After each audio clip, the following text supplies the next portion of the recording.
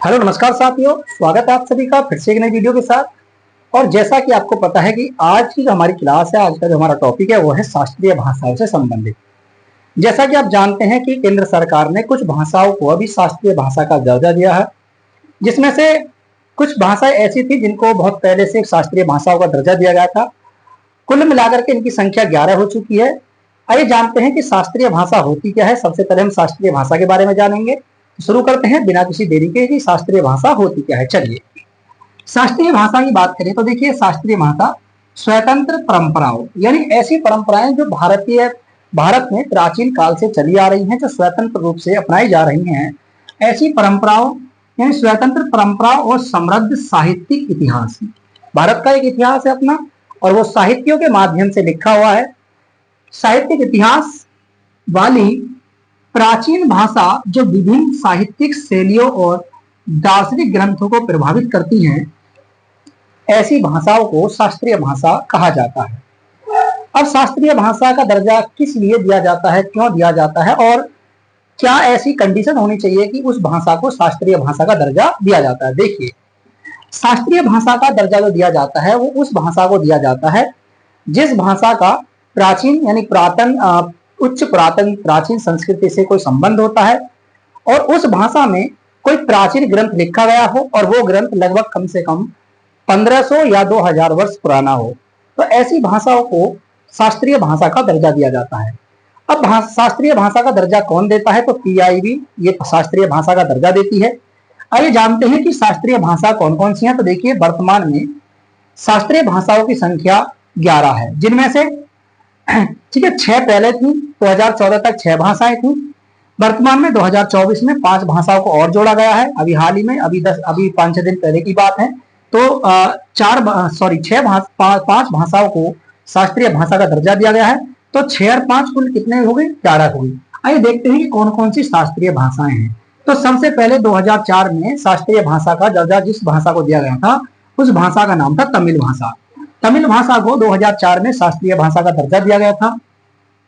2005 में संस्कृत भाषा को शास्त्रीय भाषा का दर्जा दिया गया, जबकि हमारे सबसे प्राचीन ग्रंथ जो प्राचीन ग्रंथ है वो संस्कृत भाषा में लिखे गए हैं। अगर आपसे पूछा जाए कि सबसे प्राचीन संस्कृत भाषा यानी सबसे प्राचीन भाषा कौन सी है, तो सबसे प्राचीन जो भाषा है वो संस्कृत भाषा है। और इन्हीं भाषाओं से यानी संस्कृत भाषाओं से निकल के बनी है सारी भाषाएं। तो इसलिए संस्कृत भाषा को भारतीय भाषाओं की जननी कहा जाता है। कन्नड़ भाषा को 2008 में शास्त्रीय भाषा का दर्जा दिया गया था।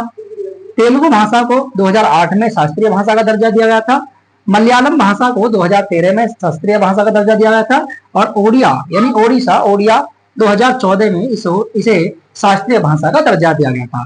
मराठी 2024 में, असमिया यानी 2024 में, बंगाली 2024 में, पाली 2024 में और प्राकृत 2024 में। आइए बात करते हैं भारतीय भाषाओं के बारे में। भारतीय भाषाओं का भारत में कुल मिलाकर के भारतीय संविधान में 22 भाषाओं का उल्लेख किया गया है। ये जो 22 भाषाएं हैं वो भारतीय संविधान के अनुसूची 8 के अंतर्गत इनको रखा गया है। और वर्तमान में ऐसी भाषाएं 22 हैं भारत में, जिनमें से कुछ कुल मिलाकर के 11 भाषाएं शास्त्रीय भाषाएं हैं। और इन शास्त्रीय भाषाओं का भारत की अनुसूची 8 में शामिल होना जरूरी है। आइए जानते हैं ट्रिक के माध्यम से कि इन 11 की 11 भाषाओं को हम कैसे याद रख सकते हैं। देखिए, ट्रिक क्या है। ट्रिक है माँ बाप का तुम सम्मान करो। ठीक है, मैंने यहाँ सम्मान लिखा है, तो इसलिए मैंने ब्रैकेट में यहाँ सम्मान लिख दिया है आपको आसानी के लिए। तो फिर से एक बार देखते हैं ट्रिक क्या है। 11 भाषाओं को याद करने की ट्रिक क्या है, माँ बाप का तुम सम्मान करो। आइए देखते हैं। माँ से हो जाएगा मराठी भाषा। मराठी भाषा महाराष्ट्र में बोली जाती है। ठीक है, आधिकारिक भाषा महाराष्ट्र की है। और इसके अलावा गुजरात से लगे हुए कुछ क्षेत्र और महाराष्ट्र से लगे हुए कुछ क्षेत्रों में ये भाषा बोली जाती है। बा से हो जाएगा बंगाली की भाषा है, आधिकारिक भाषा राज्य की भाषा बंगाली। पा से हो जाएगा पाली और प्राकृत। ठीक है, 2 भाषाएं। ये मध्य भारतीय आर्य भाषाएं है। ठीक है, मध्य भारत की आर्य भाषाएं है, प्राचीन भाषाएं हैं। और इसमें पाली और प्राकृत भाषाओं में अधिकतर कौन से ग्रंथ लिखे गए हैं, बौद्ध ग्रंथ और जैन ग्रंथों का इनमें उल्लेख मिलता है इन भाषाओं में। कहां से हो जाएगा कन्नड़ जो कर्नाटक की भाषा है, आधिकारिक भाषा। तू से हो जाएगा तमिल और तेलुगु। तमिल तमिलनाडु में बोली जाती है, जबकि तेलुगु आंध्र प्रदेश और तेलंगाना में बोली जाती है। म्या से हो जाएगा मलयालम यानी तुम। मलयालम में से मलयालम केरल व लक्षद्वीप की आधिकारिक भाषा है, वहां पर इसको बोला जाता है।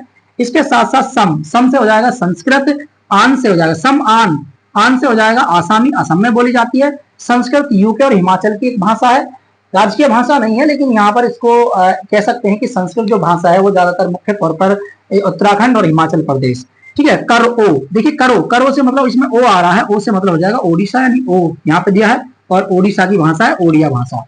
तो आपको ये हमारी वीडियो कैसी लगी कमेंट करके हमें जरूर बताएं, और अगर हमारी ट्रिक आपको पसंद आई है तो कमेंट में हमें जरूर बताएं कि ट्रिक आपको कैसी लगी। मैं ये नहीं कह रहा कि यही ट्रिक आपके लिए आसान है, आपको जो भी ट्रिक आसान लगे उन भाषाओं सॉरी उस ट्रिक में उन भाषाओं को याद कर सकते हो, शास्त्रीय भाषाओं को याद कर सकते हो।